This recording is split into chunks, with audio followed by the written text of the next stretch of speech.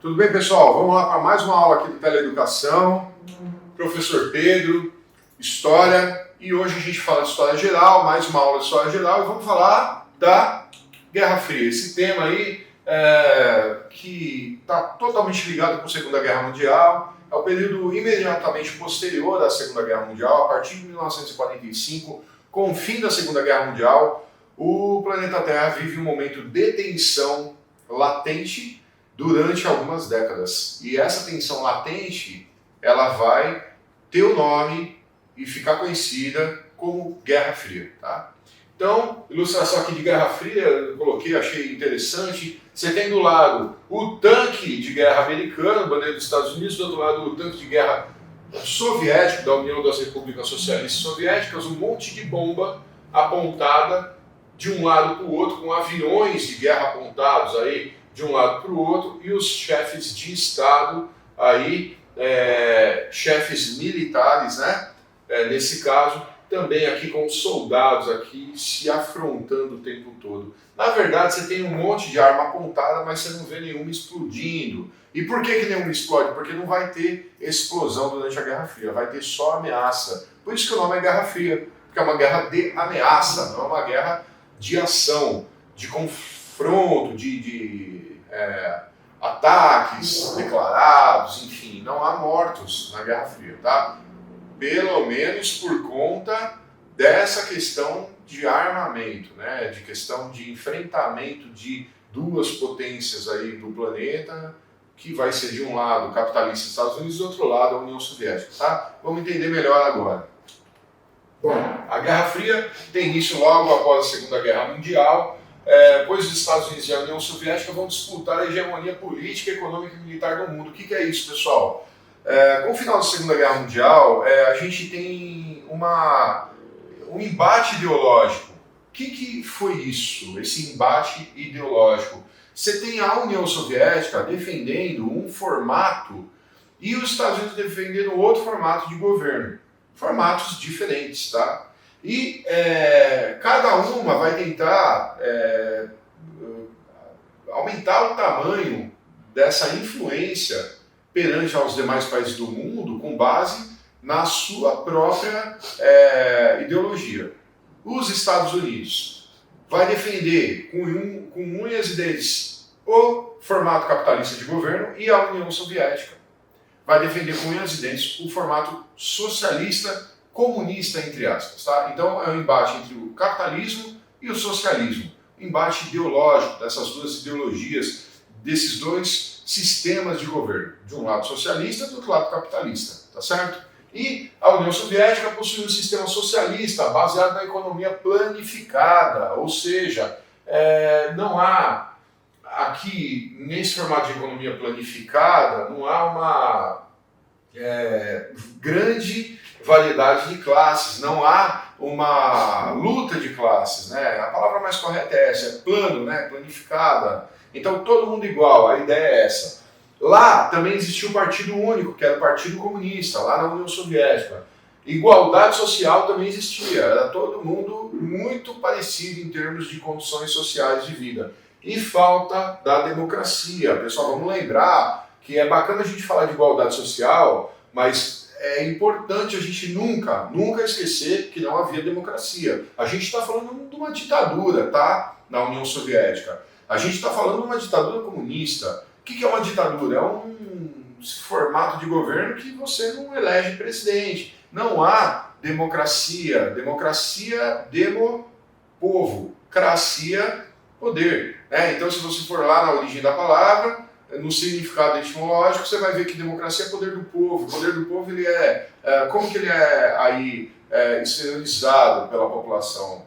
Pela eleição dos seus representantes. E aí como é que você elege representante? Com eleição direta, quando o povo vai nas urnas, é direta, tá? É o povo, o trabalhador, o assalariado, enfim, as pessoas da sociedade votam. Não vai ter isso, tá? Aqui na União Soviética não tem democracia, tá? É uma ditadura de esquerda, tá certo? Já lá nos Estados Unidos, você tem uma outra potência mundial, né? Nesse contexto de Guerra Fria, defendendo a expansão do sistema capitalista baseado na economia de mercado, sistema democrático e propriedade privada. Então, pessoal, algumas características aqui que a gente tem que sempre lembrar do capitalismo dos Estados Unidos nesse período, tá? Economia de mercado não é planificada. Mercado é o quê? Alguém compra e alguém vende. E é a partir dessas relações de mercados que você dinamiza e desenvolve a economia. Vai ter sim lucro, vai ter alguém que vai ficar rico com isso e vai ter acumulação de capital. Ponto. Coisa que na União Soviética não existia. Aqui nos Estados Unidos tem. Que mais? Tem um sistema democrático sim, pessoal. Por quê? Porque o povo vai às urnas e elege o seu presidente. Não é uma ditadura, tá? E direito à propriedade privada. Nos Estados Unidos você pode comprar um carro, uma motocicleta, um terreno, um apartamento, o que você quiser. Nos Estados Unidos você tem direito à propriedade privada. Na União Soviética não. Toda a propriedade é do Estado, toda a propriedade do Estado. Até a casa onde as pessoas vivem passa a ser do Estado no momento de instalação do formato de governo socialista lá na União Soviética. Então vejam as diferenças, né? São países diferentes, com ideologias diferentes, que vão disputar o tempo todo daqui para frente a hegemonia, que é o controle das relações políticas e econômicas do planeta, tá? Então há um embate muito grande entre esses dois lados, Estados Unidos capitalista e União Soviética socialista, tá, pessoal? Vamos lembrar sempre disso. Na segunda metade da década de 1940, 45 em diante, até 1989, olha quanto tempo que durou, né? Essas duas potências tentam implantar em outros países os seus sistemas políticos e econômicos. Isso, pessoal, é uma prática tanto dos Estados Unidos quanto da União Soviética. É tentar expandir o ideal capitalista e, do outro lado, expandir o ideal, a ideologia, né? A forma de governo socialista. Isso acontece de ambas as partes, tá?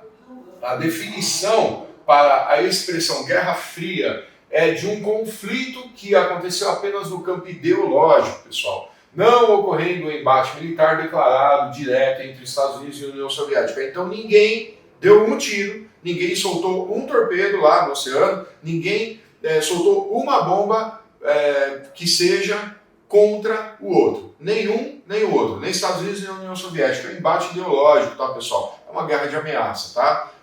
Em busca do quê? Em busca dessas áreas de influência, dessa hegemonia, desse controle político do mundo. Os Estados Unidos está querendo controlar o planeta e a União Soviética também quer controlar o planeta. De que forma? Expandindo as suas áreas de influência e o seu sistema de governo. De um lado, mais uma vez, Estados Unidos capitalista e de outro lado, a União Soviética socialista, tá certo? Até mesmo porque, aí, em relação a esse embate militar que nunca aconteceu, até mesmo porque esses dois países estavam armados com centenas de mísseis nucleares.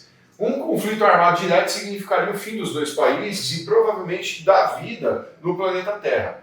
Ambos acabariam alimentando conflitos em outros países, como por exemplo na Coreia e Vietnã. Então, pessoal, assim, a gente está falando de arma nuclear, mas muita arma nuclear. Você está falando de um potencial infinitamente maior se comparado com o estrago das bombas atômicas lá de Hiroshima e Nagasaki. Tá? É muito maior. A gente está falando de muitas vezes mais aquele potencial de destruição. Se os Estados Unidos soltam uma bomba nuclear na União Soviética, a União Soviética com certeza ia soltar nos Estados Unidos.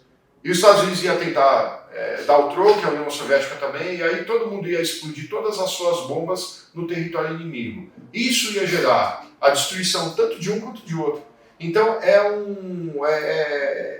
essa certeza da destruição talvez tenha sido freio para que esses governantes dos Estados Unidos e da União Soviética durante esse longo período de Guerra Fria tivessem conseguido se manter numa situação de armar o país, uma situação bélica, de alerta, porém sem atirar a primeira pedra, porque a partir da primeira ia ter a segunda, a terceira, ia ter várias, e aí a destruição seria certa e efetiva nos dois países, tá? O que o texto traz é que, na verdade, os embates diretos não aconteceram entre Estados Unidos e União Soviética, aconteceram nas áreas de influência que esses dois países estão tentando angariar e somar para o seu lado. essas áreas desses países que estão em processo de definição ideológica durante esse período da Guerra Fria. Por exemplo, na Coreia e Vietnã. Teve a Guerra das Coreias, a Guerra do Vietnã, e tanto um lado quanto o outro, os americanos capitalistas e os soviéticos socialistas, vão aqui atuar firmemente nesses conflitos, tá? Na verdade, uma expressão explica muito bem esse período, a existência da paz armada. Mais uma vez, a tal da paz armada, né? Aquela paz que o mundo está em paz, não está vendo um conflito direto entre duas potências, mas está todo mundo armado até os dentes. Armado até os dentes por quê, pessoal? Para ter a certeza de que não haverá nenhum ataque do meu inimigo. E a partir dessa certeza eu consigo viver em paz e desenvolver a minha economia e o meu país. Essa é a meta aí, né? Tanto de um lado quanto do outro, americanos e soviéticos, tá certo? As duas potências envolvem-se numa corrida armamentista, de fato, vão desenvolver vários armamentos, espalhando exércitos de armamentos em seus territórios e nos países aliados, tá? Países que coadunam, aqueles que contribuem, aqueles que estão favoráveis às suas ideologias. Isso aqui é bem comum. E o nome disso, mais uma vez, tá? Área de influência. Cuidado quando aparecer enunciado de questão. As áreas de influência. Poxa, o que é área de influência? É isso, tá, pessoal? É um território onde você tem um país que está influenciando fortemente nas questões políticas, principalmente, em relação a esse país. Esse país está inspirado a resolver as questões políticas com base em alguma ideologia que vem de fora. Isso é área de influência, tá? Os Estados Unidos tem várias, a União Soviética também vai ter. Vários países aí sendo aí somados para o time capitalista norte-americano ou para o time socialista soviético, tá? E a gente tem aqui a paz armada, como eu falei, né? Que seria uma forma de garantir aí a paz nesses continentes e no mundo, né? Pois haveria o medo do ataque inimigo. Então é me armar para evitar que eu sofra um ataque, porque se eu sofrer um ataque, quem me atacou vai saber que eu vou revidar. A ideia é essa, ter armamento não para usar, mas para ter certeza que não serei atacado. Nessa época formaram-se dois blocos militares, cujo objetivo era defender os interesses militares dos países membros. Pessoal, dois blocos, né, polarizados, né? A gente tem aqui, de um lado, o primeiro bloco com um organismo para defendê-lo, né, que seria a OTAN. Então esse primeiro bloco, pessoal, a gente está falando dos países capitalistas, tá? Os países capitalistas que estão ao lado dos Estados Unidos vão contar, a partir desse momento da Guerra Fria, com a OTAN, que é a Organização do Tratado do Atlântico Norte, que surge em abril de 1949. Pessoal, a OTAN ela é liderada pelos Estados Unidos e tinha suas bases nos países membros. Olha lá, tinha suas bases nos países membros. Olha a influência dos Estados Unidos nos países membros. Países aliados, áreas de influência. Beleza? Vamos lembrar dessa palavrinha. Principalmente na Europa Ocidental. Então, Europa Ocidental é toda aquela parte da Europa que está mais perto das Américas, né? A região ocidental. É a Europa mais rica. É a Europa da França, a Europa da Itália, Portugal, Espanha, Inglaterra, Bélgica, Holanda, Noruega, enfim, todos esses países aí. Grécia também faz parte. Então você tem essa configuração da Europa Ocidental como a parte mais rica da Europa, tá? É onde você tem a maior parte dos países aliados aqui da OTAN, tá certo? E, por outro lado, os soviéticos, os socialistas, esses que estão correndo com a União Soviética também precisam ter ali um organismo para defesa desses países que são aliados ao formato socialista da União Soviética, que vai ser o quê? O Pacto de Varsóvia. O Pacto de Varsóvia era comandado pela União Soviética e defendia militarmente os países socialistas, aqueles que estavam aderindo ao formato socialista no planeta, além da própria União Soviética, tá? Alguns membros da OTAN, aqui em cima, a gente vai destacar que é os Estados Unidos, Canadá, Itália, Inglaterra, Alemanha Ocidental, vamos lembrar que na época tinha duas Alemanhas, França, Suécia, Espanha, Bélgica, Holanda, Dinamarca, Áustria e Grécia, né? Alguns membros do Pacto de Varsóvia socialista, né? Esse organismo internacional armado, preparado, essas tropas prontas para defender os países socialistas. Quem eram os países membros? União das Repúblicas Socialistas Soviéticas, Cuba, China, Coreia do Norte, Romênia, Alemanha Oriental, Albânia, Tchecoslováquia e Polônia, todos esses países adeptos ao socialismo naquele período, tá, pessoal? Beleza? Então tá aqui a explicação sobre OTAN e Pacto de Varsóvia, para você entender e para você não errar quando cair as afirmativas aí nas questões, tá bom? São tropas, organismos criados a partir da reunião, entendimento, né, e associação desses países, de um lado, os capitalistas com a OTAN e do outro lado, os socialistas com o Pacto de Varsóvia, tá certo? Então são tropas, organismos criados para defender esses dois lados, cada um com organismos diferentes, com associações diferentes de países, tá certo? A grosso modo, pessoal, é uma tropa, tá? Armada, com soldados, armamentos, que ficam de prontidão para, se precisar, em algum momento, se defender do ataque inimigo, eles estão preparados, tá bom? É um exército de reserva, tanto do bloco capitalista, OTAN, quanto do bloco socialista, Pacto de Varsóvia, beleza?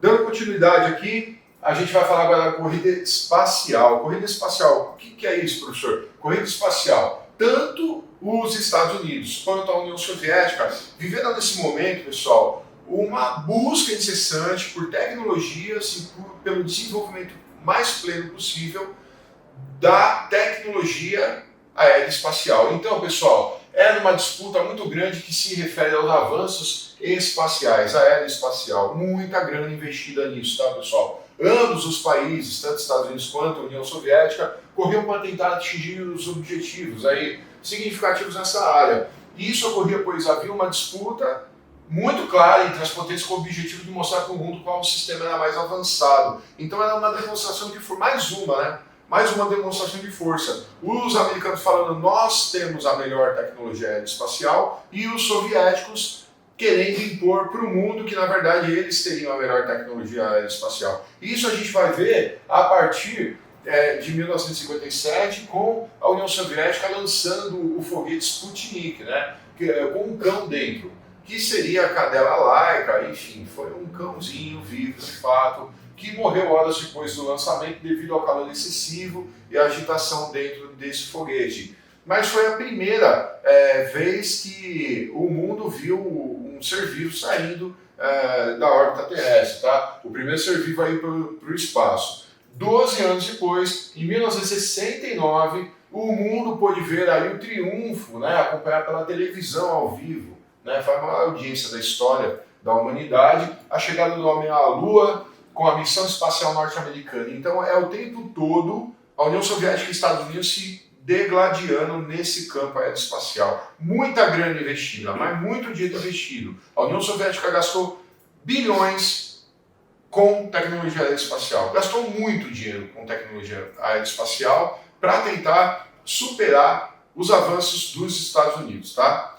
No final, a gente vê que quem chega primeiro na Lua é o americano. O americano ele chega primeiro na Lua, é o primeiro país a conseguir levar o homem até o nosso satélite natural, que é a Lua, tá certo?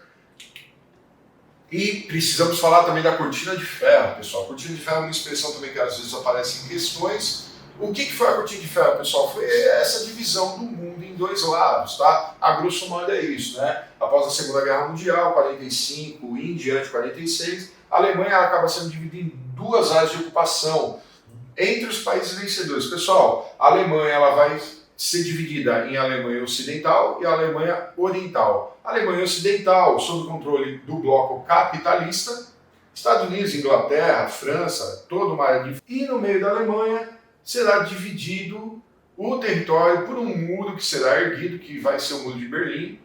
E aí você tem do lado oposto ao bloco capitalista, a área de influência do bloco capitalista, do lado oriental da Alemanha, você tem a Alemanha Oriental, por isso é o lado oriental da Alemanha, que vai ser controlado pelo bloco socialista, pela União das Repúblicas Socialistas Soviéticas, tá? E a República Democrática da Alemanha, com capital em Berlim, fica sendo ali zona de influência soviética e, portanto, socialista. A República Federal da Alemanha, com a capital em Bonn, parte capitalista, ficou sob influência dos países capitalistas, tá? E o texto explica aí as capitais também, tá certo? E a cortina de ferro nada mais foi do que a divisão desses dois lados. A cidade de Berlim foi dividida entre 4 forças que venceram a guerra: Estados Unidos, União Soviética, França e Inglaterra, né? No final da década de 1940, levantado então o Muro de Berlim para dividir a cidade em 2 partes, né? Um lado capitalista e outro socialista. Esse muro vai durar muito tempo, tá, pessoal? E essa linha divisória da Europa, em 2 partes, é denominada então a cortina de ferro. Então, a cortina de ferro é aquela divisão física entre os 2 lados da Europa, um de influência e controle político socialista, que é oriental, e o lado ocidental da Europa, aquela parte mais rica da Europa, sob o controle e influência capitalista. Aqui a gente tem aqui um mapa, né, para a gente poder ver aqui Europa, cortina de ferro. A gente tem o que está em vermelho escuro, vocês conseguem ver aí, essa linha em vermelho escuro é a linha de divisão das áreas de influência aqui, tá? Então, do lado direito da imagem, você tem toda a influência socialista com a União das Repúblicas Socialistas Soviéticas. Então, essas áreas são áreas controladas e influenciadas politicamente pelo formato socialista. Enquanto do lado esquerdo da imagem, que é o lado ocidental, tudo que sobra da linha vermelha para cá, você tem aqui o lado que foi influenciado fortemente pelo formato capitalista dos Estados Unidos e dos demais países capitalistas, que é a parte mais rica, tá, pessoal? Do lado mais rico da Europa, que é ocidental, a gente tem França, Espanha, Portugal, Itália, Irlanda, Reino Unido, Bélgica, Holanda, Países Baixos, Noruega, Suécia, Finlândia. Então são todos países que têm aí uma qualidade de vida e um índice de desenvolvimento humano, estou falando dos dias atuais, superior ao lado oriental. Tá? O lado oriental você tem Romênia, Bulgária, Hungria, países aí que, apesar da boa qualidade de vida, não dá para disputar, né, o índice de desenvolvimento com o lado ocidental. São países que são menos ricos, vamos colocar dessa maneira, tá? Não é país pobre não, mas é menos rico do que o lado de cá, o lado ocidental, o lado capitalista, tá bom? E aí o mapa aí faz uma referência também de Lambuja, aonde você tem pontos verdes, então dá para ver, Noruega, Suécia, Alemanha Ocidental, Itália, França, Portugal também, são todos esses países de pontos verdes, foram os que receberam aí apoio e aderiram ao Plano Marshall. Lembra o Plano Marshall? Aquele plano de reconstrução da Europa, que os Estados Unidos vai emprestar dinheiro, Islândia aqui, né? Então todos esses países que têm pontos verdes receberam dinheiro dos Estados Unidos para se reconstruírem pós Segunda Guerra Mundial. E os que têm o triângulo vermelho, países que não aderiram ao Plano Marshall. Pode ver, pessoal, que todos que estão do lado oriental da Europa, esses que têm influência soviética não vão aderir, óbvio que não vai aderir, porque não são países capitalistas. Então não tem como contar com o apoio financeiro da maior potência capitalista do planeta na época e até hoje, que é os Estados Unidos. Então, onde tem triângulo vermelho, países que não receberam, não aderiram ao Plano Marshall e não receberam apoio e ajuda americana, tá certo? Beleza? Mapa para ilustrar, para você ver que o que está em vermelho, de fato, é a cortina de ferro, que é essa divisão entre 2 blocos, um capitalista e outro socialista, rachando a Europa no meio aqui, tá?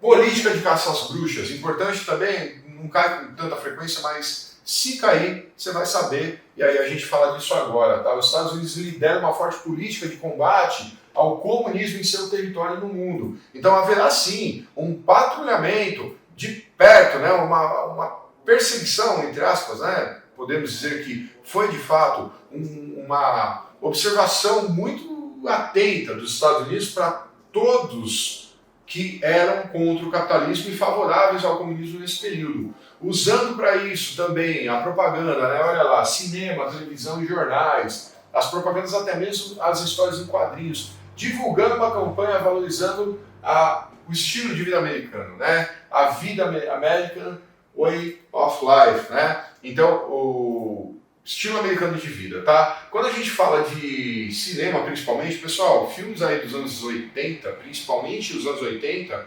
70, você tem uma produção hollywoodiana que pesa e pesa bastante nessa questão ideológica, né? A gente vai ver alguns filmes que são produzidos em Hollywood que o tempo todo contam uma história triste de um lado socialista do planeta que não é bacana, que é perverso, que é baseado nas ditaduras, nos regimes autoritários, onde as pessoas sofrem, onde há uma nuvem negra que está rodeando aquele território, há uma intenção muito negativa por parte dos soviéticos, enfim, então há toda uma configuração, uma produção para condenar de fato o ideal comunista, tá? Isso a gente vê com clareza em vários filmes aí de Hollywood. Se você lembrar aí de alguns que passaram aí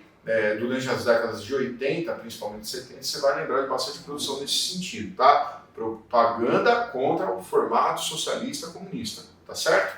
Beleza? E vários cidadãos americanos foram presos ou marginalizados por defenderem ideias próximas ao socialismo, tá? Então, dentro dos Estados Unidos também ocorria, tá? Não era só por meio de propaganda, de forma externa, não é só a CIA, que é a Agência de Inteligência Americana, que vai fazer esse patrulhamento e ter essa atenção muito cuidadosa com qualquer movimento ligado ao comunismo no mundo. Você tem dentro do próprio país, dos Estados Unidos, a perseguição por pessoas que são consideradas comunistas e ativistas pró um formato soviético, que é o formato socialista aqui, que é justamente tudo que os Estados Unidos não quer ver, tá? Acontecer principalmente dentro do próprio território, tá bom?